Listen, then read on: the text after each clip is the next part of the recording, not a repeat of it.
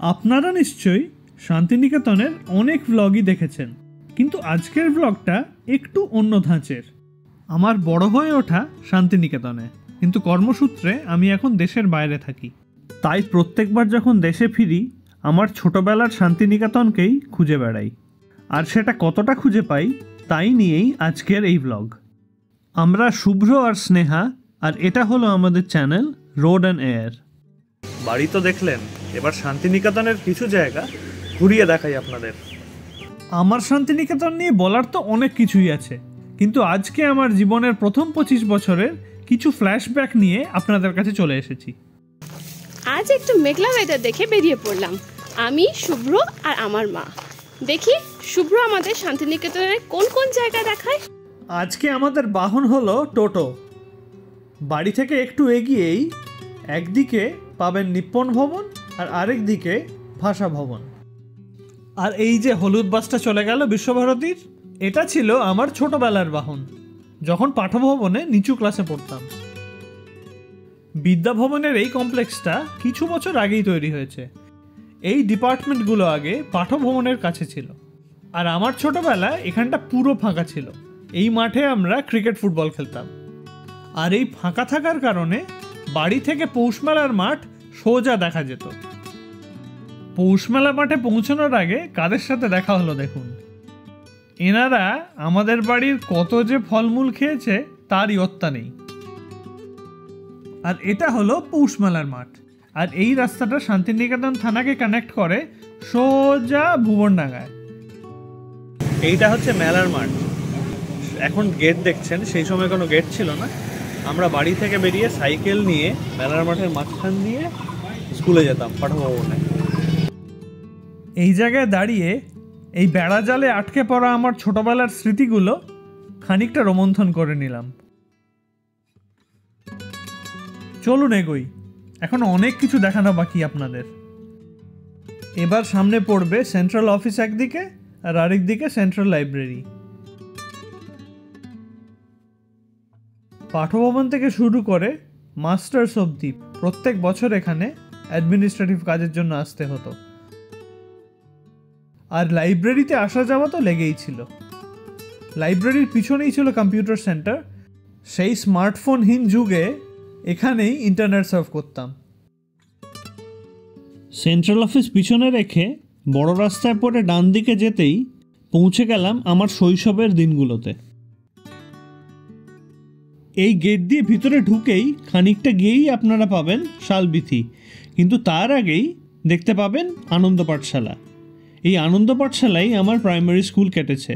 আমি দ্বিতীয় বর্ষতে এখানে ভর্তি হয়েছিলাম। ভেতরে ঢোকার যেহেতু পারমিশন নেই, তাই আপনাদের ভিতর থেকে দেখাতে পারলাম না। আর বাইরেটাও কভার করা আছে আনন্দ পাঠশালার, যাতে বাচ্চাদের অসুবিধা না হয়। আর আনন্দ পাঠশালার বেড়ার ওপারেই আছে 3 পাহাড়। ছোটবেলায় যখন আনন্দ পাঠশালায় পড়তাম, ভিতরে একটা প্রবল বাসনা ছিল কখন আনন্দ পাঠশালার গণ্ডি পেরোবো আর 3 পাহাড়ের নাগাল পাবো। সেই ইচ্ছে পাঠভবনে গিয়েই পূর্ণ হলো।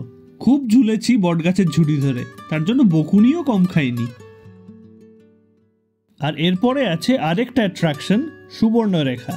ছোটবেলায় মা বাবার সাথে সবসময় আসতাম। সুবর্ণরেখা বই এবং ক্যাসেটের অফুরন্ত সম্ভার নিয়ে আমাদের জন্য ওয়েট করত। আর এর পাশেই ছিল ইন্ডিয়ান রেলওয়েজের একটা কাউন্টার।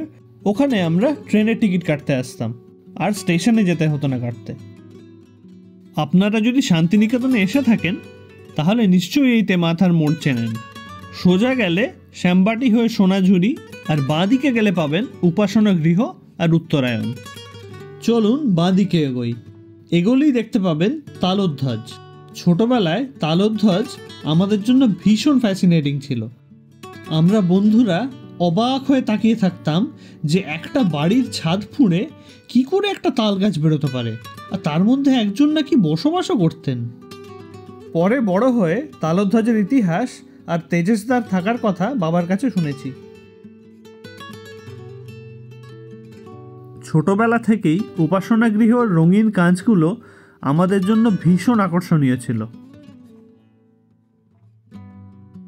এই সেই মন্দির যেখানে কৃষ্ণোৎসবে গান গেয়েছি আমরা, বুধবারের উপাসনায় গান গেয়েছি। আর এর সামনেই আছে পুরনো মেলার মাঠ। প্রথম দিকে এখানেই পৌষ মেলা হতো, তবে সেটা আমরা দেখতে পাইনি। তবে ছোটবেলায় মাঠটা আমরা খোলা পেয়েছি, তাই রতনপল্লী যেতে হলে সাইকেল বা হেঁটে আমরা মাঠটা ক্রস করতাম। এবার চলে এলাম ছাতিমতলার সামনে। ছাতিমতলার কথা তো আপনারা অনেক শুনেছেন। এখানে হয় 7ই পৌষের উপাসনা, আর তারপরেই পৌষ মেলা শুরু হয়। প্রত্যেক বছর এই দিনটার জন্য আমরা অপেক্ষা করে থাকতাম। উপাসনা হয়ে গেলেই বন্ধুবান্ধবদের সাথে সোজা মেলায় চলে যেতাম আর ব্রেকফাস্ট করতাম জিলিপি সহযোগে। আর ছাতিমতলার উল্টো দিকেই উত্তরায়ণ। আমরা উত্তরায়ণে যেই সময় মিউজিয়ামটা দেখেছি তখন নোবেল প্রাইজটা যথাস্থানে ছিল। আর একটু এগিয়ে গিয়ে বাঁ দিকে নন্দন গ্যালারি, এটা কলাভবনেরই পার্ট। ছোটবেলায় যখন পাঠভবনে থাকাকালীন নিজেদের ছবি এক্সিবিট হতে দেখতাম, সেটা একটা অন্যরকম আনন্দ দিত। পরে এখানে আরও অনেক এক্সিবিশন দেখেছি, ইনক্লুডিং আমাদের আত্মীয় স্বজন আর ভাই বোনেদের। আর এই নাট্যঘরের জন্য আমার মিক্সড ফিলিং। এখানে প্রচুর অনুষ্ঠানে অংশগ্রহণ করেছি, নাচ, গান, নৃত্যনাট্য ইত্যাদি। আবার উল্টো দিকে মাধ্যমিক উচ্চ মাধ্যমিকও দিয়েছি, তাহলে বুঝুন তো ব্যাপারটা। আর এই প্রাচীরগুলি সংযোজন আমার শান্তিনিকেতন ছাড়ার অনেক পরে, তাই প্রত্যেক বছর ফিরে এলে হিসাবটা মেলাতে পারি না। আমার দলে নিশ্চয়ই আপনারা অনেকেই আছেন। এই যে দেখছেন এই প্রাচীর ঘেরা রূপ, এর আগের ভিসির সময় তোলা এই প্রাচীরগুলো পুরো ক্যাম্পাসকে ঘিরে দিয়েছিল। এই প্রাচীর ঘেরা রূপ তো আমরা দেখিনি, আমরা নিজের মতো চারিদিকে চলাফেরা করতাম, সাইকেল নিয়ে ঘুরতাম, সেইটা মিস করছি। আর আমি এই সময়ের সাথে সেই সময়টা একদমই মেলাতে পারছি না। আর এবার আপনাদের নিয়ে যাব আশ্রম মাঠে, যেটা ছোটবেলায় ছিল আমাদের প্রাণ কেন্দ্র। এটাই ছিল আমাদের খেলার মাঠ। স্কুলের সময় বা তার পরবর্তী সময়েও প্রচুর সময় কাটিয়েছি এখানে আমরা। দেখুন এখনও মাঝে ক্রিকেট খেলা হচ্ছে, মাঝে মেন গ্রাউন্ডটা। তারপর সে আশেপাশে অনেক ছোট ছোট মাঠ আছে, যেখানে বিভিন্ন ক্লাসের বিভিন্ন ছেলেমেয়েরা একসাথে খেলাধুলা করতো। আর এই মাঠেই আমি আমার হাই স্কুল আর সায়েন্স ফ্যাকাল্টিকে সিজন বল ক্রিকেটে রিপ্রেজেন্ট করেছি। আর এই হলো আমাদের সায়েন্স ফ্যাকাল্টি বা শিক্ষা ভবন। এখানের জুওলজি ডিপার্টমেন্টেই আমার জীবনের 5টি বছর কেটেছে।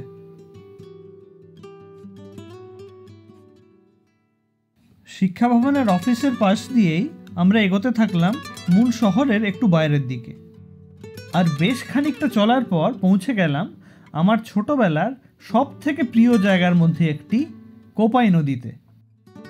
আগে কোপাই নদীটা বেশ নির্জন থাকতো, পাশে একটাই চায়ের দোকান ছিল। আমরা সাইকেলে করে ভাই বোনেরা বা বন্ধুবান্ধবরা এসে চা বিস্কুট খেয়ে কোপাই নদীর ধারে বসে অনেকক্ষণ আড্ডা দিতাম। এখন তো প্রায় দেখছেন জলই নেই, কিন্তু বর্ষাকালে এর একদম অন্য রূপ। তখন নদীর জল ব্রিজ ছাপিয়ে বইতে দেখেছি। এটাই হচ্ছে আমাদের প্রিয় কোপাই নদী।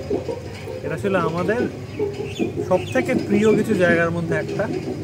ছোটবেলায় গামছা নিয়ে চলে আসতাম মাছ ধরতে, ছোট ছোট পেন্সিল ফিশ ধরতাম, আর সেগুলো অ্যাকোরিয়ামে গিয়ে ছাড়তাম বাড়িতে। সারাদিন ভীষণ এনজয় করতাম একসাথে সব ভাই বোনেরা মিলে। আমিও এই কোপাই নদীতে বহু বছর আগে এসেছিলাম, কিন্তু তখন আরও খালি ছিল, দোকানপাট কিচ্ছু ছিল না। এখন দেখছি বেশ কয়েকটা আশেপাশে দোকান হয়েছে, কিন্তু গুড নিউজ হলো বাকি শান্তিনিকেতনের মতো এই জায়গাটা এখনও অত টুরিস্টের জন্য পপুলার হয়ে যায়নি।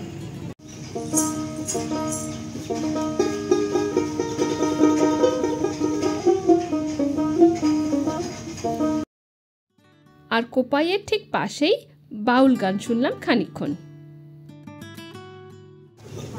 শান্তিনিকেতনে এসে বাকি সব জায়গার মতো এখন সোনাঝুরি হাটটাও না দেখলে নয়। আমরা এই হাটে বহুবার এসেছি, তাই আজকে ভাবলাম এই হাটটা আর বেশি দেখবো না। আর তার সাথে আজকে যেহেতু মিডল অফ দ্য উইক, দোকানপাট আর টুরিস্ট দুটোই প্রায় নেই, কয়েকটা দোকান, তাও আবার সেইগুলো সবে খোলা হচ্ছে, তাই আমরা একটু ভেতর দিকে যাব। চলো সোনাঝুরির আরেকটা স্পট দেখাবো আপনাদের, যেটা ভীষণ প্রিয় আমাদের। এখানে আমরা সময় পেলেই চলে আসতাম, সেটা স্কুলের সময় বা কলেজে থাকাকালীনও। তখনও কি হাটটা হতো? হাটের কোনো নামগন্ধ ছিল না। এখন এই পিছনে এত প্লাস্টিক আর ময়লা দেখে ভীষণ কষ্ট হয়। তাই আমাদের সবারই কর্তব্য এই সোনাঝুরি এবং আশেপাশের গ্রাম্য জীবনের নিজস্বতা বাঁচিয়ে রাখতে সাহায্য করা এবং পরিবেশ দূষণ নিয়ন্ত্রণ করা। এই সোনাঝুরিতে আমরা সময় পেলেই চলে আসতাম। স্কুল থেকে ওয়ানডে ট্রিপ হতো বা বনভোজন বা পিকনিকে আসতাম, আর তারপরে বন্ধুদের সাথে তো মাঝে মধ্যেই চলে আসতাম এখানে ঘুরতে। আমার কিন্তু হাটের থেকে এই জঙ্গলের ভাগটাই বেশি ভালো লাগে। এই জঙ্গলের এখানে একটা খোয়াই আছে, সে খোয়াই এসে আমরা আড্ডা মারতাম। আপনারা হয়তো পলাশ ফুল অনেক দেখেছেন, কিন্তু বসন্তকালে সোনাঝুরির হলুদ ফুল কখনো দেখেছেন? দেখলে নিশ্চয়ই জানাবেন কমেন্টে। আমারও বহু বছর পর আবার সোনাঝুরি দেখতে আসা, আর এবারে এসে ভালো লাগাটা যেন আরও একটু বেড়ে গেল। আর এই জায়গাটার কথাই বলছিলাম, এই সেই খোয়াই। আর ক্যানেলের এই যে ওয়াটার গেটের স্টেপসগুলো দেখছেন, সেই ধাপে ধাপে বসেই আমরা বন্ধুরা মিলে আড্ডা মারতাম।